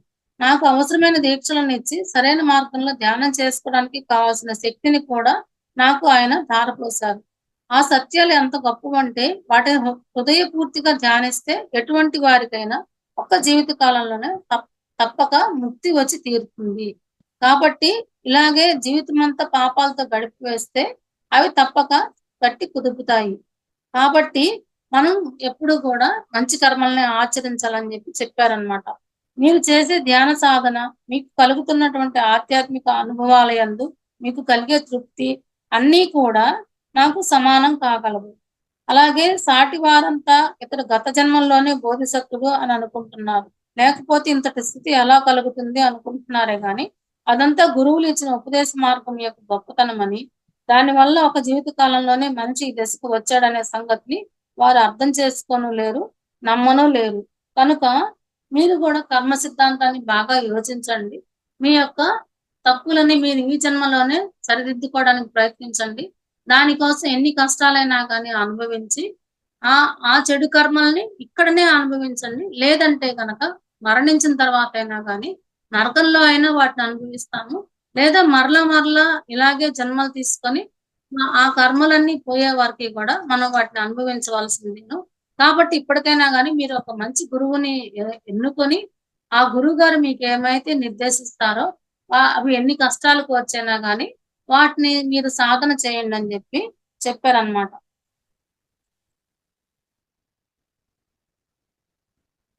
నాకు ఇప్పుడు వచ్చిన ఈ ఆధ్యాత్మిక జ్ఞానం అంతా కూడా ఆహారాన్ని, వస్త్రాన్ని, కీర్తిని పరిత్యజించటం వల్లనే వచ్చింది. సర్వసంగ పరిత్యాగం చేయటం వల్లనే వచ్చింది. సాధనలో నాకున్న పట్టుదల, ఉత్సాహము ఎంతటివంటే నేను ఎటువంటి కష్టాలనైనా స్వీకరించాను. అన్ని రకాల లేమిని అనుభవించాను. ఏకాంతమైన ప్రదేశాల్లో ఉండి తీవ్రమైన ధ్యానం చేసుకున్నాను. అలా చేసి నేను ఈ జ్ఞానాన్ని సంపాదించాను. కాబట్టి మీరు కూడా ఇదే పద్ధతిని అనుసరించండి. ఈ పద్ధతిలోనే మీరు సాధన చేయండి అనేసి తన శిష్యులకి అతను బోధించారనమాట. మేడం మిగిలింది రేపు కంటిన్యూ చేసుకుందామా నెక్స్ట్ టైం? Okay madam.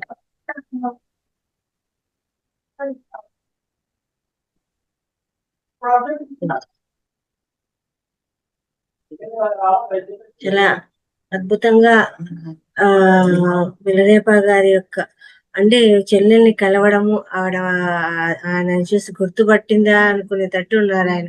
అసలు ఎంత ఘోరంగా ఉన్నారు అంటే మొత్తము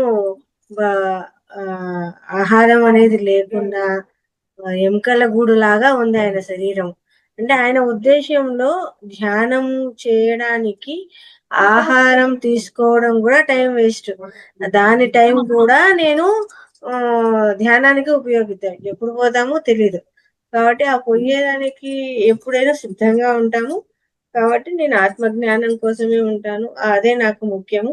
ఆహారం కూడా నాకు ముఖ్యం కాదు అనే స్థితిలో భిక్షకి వెళ్ళి వచ్చే సమయం ఆ 2 గంటల సమయం నాకు వృధా నేను. కాబట్టి ఈ పసరు నీళ్లు తాగి అంటే 10 నిమిషాల్లో ఆ పని అయిపోతుంది. మిగిలిన టైం మన ధ్యానానికి అలా చెప్పారనమాట. దాంతో చెల్లెలు పాపం ఆవిడ చూడలేకపోయినారు. అంటే ఎంత బాధ అది.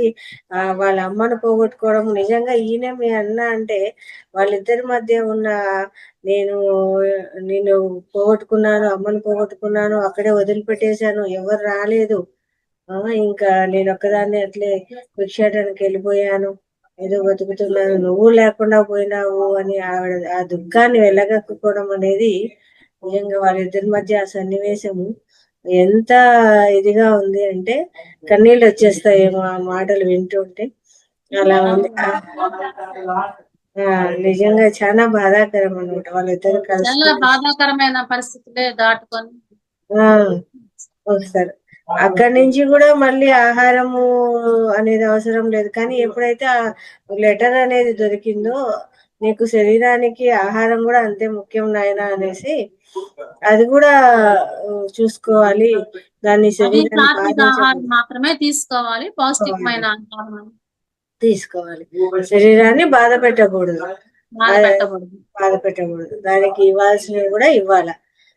అప్పుడు కూడా ఆయన మళ్ళా తెలుసుకొని ఆ రకంగా ఉండడం అనేది. అయితే బట్టలు అనేది వేసుకునేదానికి నాకు అవసరమే లేదు, నా శరీరం అంతా ఒకటి, ఏదైనా కానీ ఒకటి నాకు అని అంత. అంటే అది కూడా దేని మీద ఇంకా ఆయనకు వ్యామోహము అనేది లేదు అసలు. ఎక్కడ వ్యామోహం అనేది లేదు అసలు. లేదు. ఆ రకంగా ఉన్నారు ఆయన. అది మటుకు తను అంటారు వాళ్ళ చెల్లెలు, నువ్వు సర్వసంగ పరిత్యాగిని అని అంటున్నావు, కానీ చూడటానికి సర్వసంగ పరిత్యాగి కంటే హీనంగా ఉంది నీ జీవితము అని చెప్పి అంటున్నారు. ఎంత సర్వసంగ పరిత్యాగైనా దుస్తులైనా ధరిస్తారు, కానీ నువ్వు అంతకంటే హీనమైన జీవితాన్ని గడుపుతున్నావు, ఇది నీకు అవసరమా అని ఆవిడ కళ్ళనీళ్ళు పెట్టుకుంటారనమాట. చాలా బాగుంది మేడం. ఇంకా ఇంకా నడుస్తోంది కర్మ సిద్ధాంతం గురించి కూడా రావడం జరిగింది. అందులో కర్మ సిద్ధాంతము మనం చేసుకునే కర్మల గురించి అన్ని కూడా తీసుకురావడం జరుగుతుంది. చాలా బాగా చెప్తున్నారు మేడం. అయితే ఇది వాళ్ళ పిన్ని మారటం కూడా ఆవిడే ఆధ్యాత్మిక పరిణితి సాధించటము. ఇప్పుడైతే ఏంటంటే పశ్చాత్తాపము, ప్రాయశ్చిత్తము, పరివర్తన, ఎంత పశ్చాత్తాపడినా గానీ మన కర్మలైతే తీరవు. మనం ప్రాయశ్చిత్తం చేసుకున్నప్పుడు మాత్రమే మన కర్మలు అనేవి తొలగిపోతాయి అని ఆవిడ ఆ ప్రాయశ్చిత్తంగా తన ఆస్తిని తీసుకొని, అంటే వీళ్ళదే చివరి రోజులైనా గానీ మీది మీకు అప్పచెప్పేసి వెళ్ళిపోతాననేసి వచ్చారనమాట ఆవిడ. పశ్చాత్తాపం పొందంలోనే సరికాదు, దానికి ప్రాయశ్చిత్తం కూడా చేస్తున్నారు ఆవిడ. అప్పుడు ఆవిడ ఆధ్యాత్మికంగా పురోగమించారు. చాలా బాగుంది మేడం, చాలా అద్భుతంగా చెప్తున్నారు. వివరణ అట్లే ఉంది. అదంతా కూడా ఏదైనా మీరు చెప్తూ ఉంటే మాకు కళ్ళకి అలా జరుగుతుంది సిచ్యువేషన్ అన్నట్టు అనిపిస్తుంటుంది అనమాట. సిచ్యువేషన్ ఊహించుకుంటూ ఉంటాం కదా, ఏదైనా ఒకటి చెప్తే ఇలా ఉంటుందేమో అని. అట్లా చాలా చక్కగా వివరిస్తున్నారు. ఇది ఇంకా మనదైతే ఇంకా కొనసాగుతుంది, మళ్ళా అంత తొందరగా అయితే కంప్లీట్ అవ్వదు. ముందు సెషన్స్ లో ఇట్లే మనకు నడుస్తుంది. చాలా 3 సెషన్స్ కానీ ఉంటాయి మేడం, ఇంకా 2 ఉంటాయి మేడం, ఎప్పుడైనా కానీ ఇంకా 2 ఉంటాయి. నెక్స్ట్ కంటిన్యూ చేద్దాం దీన్ని. అలాగే మహాదర్ ఫౌండేషన్ లో వెలరేప గారి జీవిత చరిత్ర అలా ఎప్పటికీ నిలిచిపోతుంది మీ ద్వారా.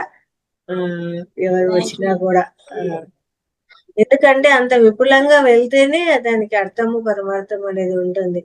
ఏదో కొట్టే తెచ్చి అనేది కాదు కదా, అది మామూలుగా మనం చెప్తూ ఉంటాం అనమాట. ఒక రోజులో అలా కాదు, అలా ఉండకూడదు అని సార్ మంచిగా తీసుకురావాలా అని చెప్పడం జరిగింది అన్నమాట. మీరు అంతే అద్భుతంగా వివరిస్తూ వచ్చినారు. ఇలాగే అతను అన్ని రకాల రూపాలు ధరించగలిగే శక్తిని పొందటము, ఆకాశయానం చేసే శక్తిని పొందటము, ఎక్కడికి కావాలనుకుంటే అక్కడికి ఆ నిమిషాన్ని వెళ్ళగలిగే శక్తి. ఏ అవతారం కావాలంటే, అంటే ఏ దేవుని విధంగా కనిపించాలనుకుంటే అలా ఇప్పుడు అతని శక్తితో కావాలనుకుంటే అతనికి దుస్తులు రప్పించుకోగలరు, అతనికి ఆహారము రప్పించుకోగలరు, తృప్తికరమైనటువంటి ఆహారం. కానీ అతనికి వాటి మీద ధ్యాస లేదన్నమాట. అంటే ఆ శక్తిని ఆహారాన్ని సృష్టించుకోవడానికి ఉపయోగించుకుంటే వ్యర్థమైపోతుంది మరలా. అంటే అంత తీవ్ర వైరాగ్యంలోకి వెళ్ళిపోయి ఆధ్యాత్మిక సాధన చేశారనమాట వారు. చాలా కఠోరమైన సాధన అసలు. అవును మేడం. అదే ఒక జన్మకే ఆయన ఎన్లైట్మెంట్ పొందడము అంటే ఇంకా ఈ 100 జన్మలు దాటుకొని పోయేదాన్ని అంతా ఒక జన్మలోనే చేసేసుకోవడం. Thank you very much. Masters madam ఎంత అద్భుతంగా చెప్తున్నారు వెలరేప గారి జీవిత చరిత్ర. ఇందులో మీరు కూడా ఎవరైనా మాట్లాడాలనుకుంటే చక్కగా అన్మ్యూట్ చేసుకొని మాట్లాడండి.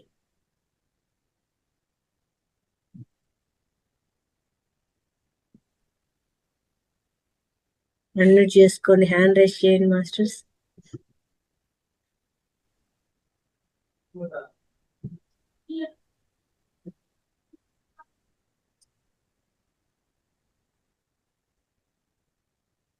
అందరూ వింటూ ఉన్నారు కదా, వీడియోస్ ఆన్ చేసుకోండి,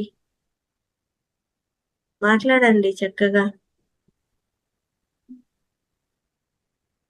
మన గ్రూప్ లో ఎంతో మంది మెంబర్స్ ఉన్నారు, కానీ అందరూ క్లాస్ కు రావట్లేదు. క్లాస్ కు వచ్చిన వాళ్ళు ఎవరు కంటిన్యూగా ఇంతసేపు ఉండట్లే, కానీ మీరు దాని మీద ఎంత శ్రద్ధా భక్తులు ఉంది కాబట్టి ఇంతసేపు ఉన్నారు. మరి ఉన్న వాళ్ళు దాని గురించి మాట్లాడాలి కదా. మాట్లాడండి సార్. సతీష్ గారు madam good evening madam. Madam good evening madam. Good evening. Madam చాలా బాగా చెప్పారు మేడం. ఎంత చక్కగానంటే ప్రతి దాన్ని కూడా మీరు ఇట్లా చెప్పడం అంటే సూపర్ మేడం. చాలా బాగా చెప్పారు మేడం. Thank you madam. ఎటువంటి మాకు నాలెడ్జ్ ఇస్తాను. Thank you. మాస్టర్స్ ప్రసన్న పూజిత గారు, సురేష్ శేఖర్ గారు, నారాయణరావు గారు, శ్రీనివాస బాబు, లావణ్య ఉన్నారు కదా, అందరు చక్కగా అన్మ్యూట్ చేసుకొని మాట్లాడండి.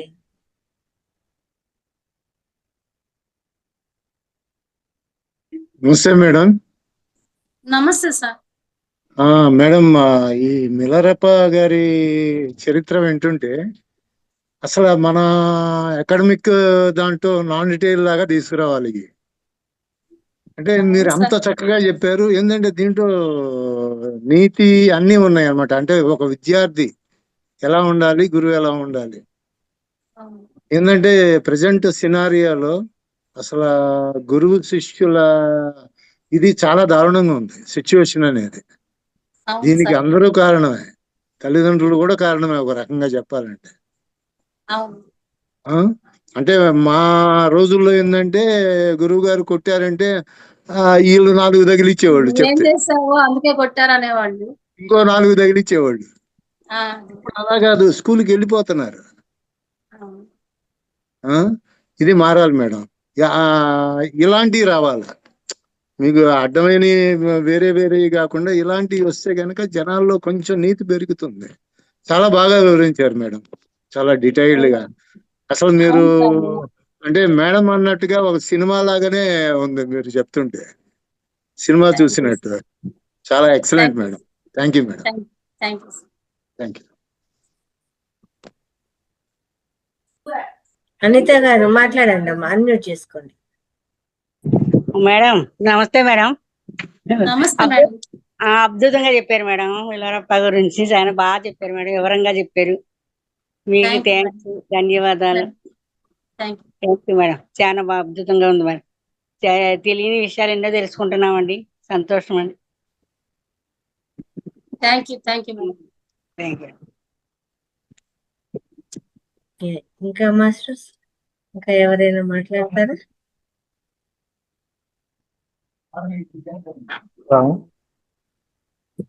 మాట్లాడండి. తెలుసుకుంటాం కూడా మేడం.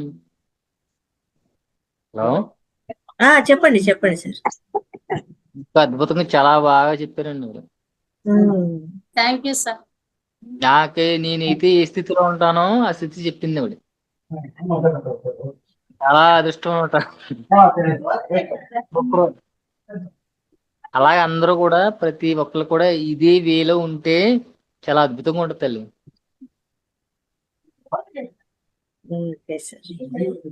గొప్ప తల్లి. నిన్న చూశాను, మొన్న చూశాను, ఈరోజు చూశాను. సూపర్. నిలారాయణ గారు ఎలా ఉన్నారో అలాగే నేను, నా స్థితి అంతే. అలాగే నేను అలా వచ్చాను బయటికి. సూపర్ తల్లి, అద్భుతం. ఈ జూమ్ క్లాసులు రావటం కూడా సార్ మన ఇంట్లో మనము అన్ని నేర్చుకోవటానికి, తెలుసుకోవటానికి ఎంతో ఉపయోగపడుతుంది. సూపర్ అమ్మా.